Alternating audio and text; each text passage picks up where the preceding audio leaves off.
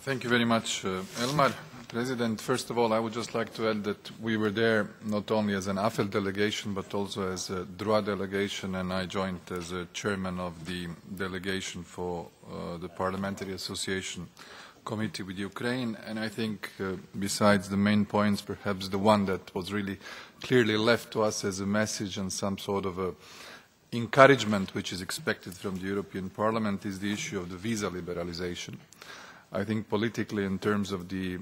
perception of the realization of the European perspective for Ukraine, this is also a promise from Riga, and our partners are expecting a lot, so we hope that the second phase of the implementation of the visa action plan will soon be positively evaluated by the Commission. The delicate internal political situation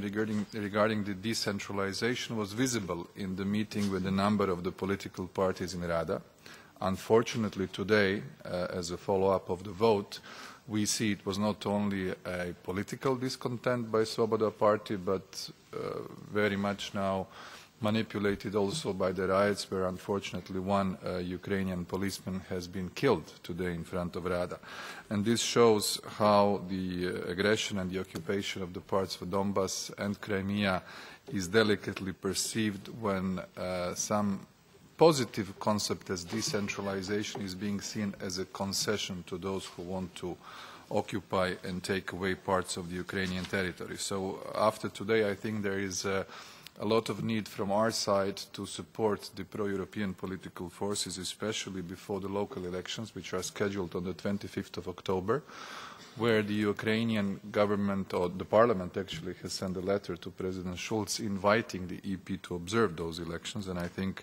we will consider in the next days the possibility to do that exercise, especially given the fact that in the parts of the temporarily occupied areas there is an intention not to hold these elections at the same time as under the control of the Ukrainian government. Another important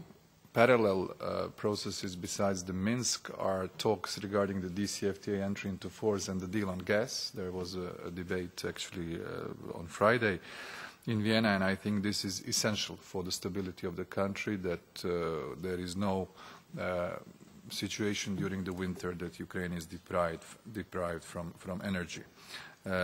My final point would be that together with former President of the European Parliament, Mr. Cox, who has been engaged within this Memorandum of Understanding to help Ukrainian Rada to be more Europeanized, tomorrow we have a first preparatory meeting, and we shall give our maximum assistance that the work on the European dossiers, on the implementation of the association agreement, on the interaction between Rada and government and the harmonization of legislation,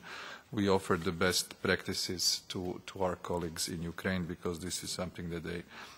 really expect from us. Thank you very much.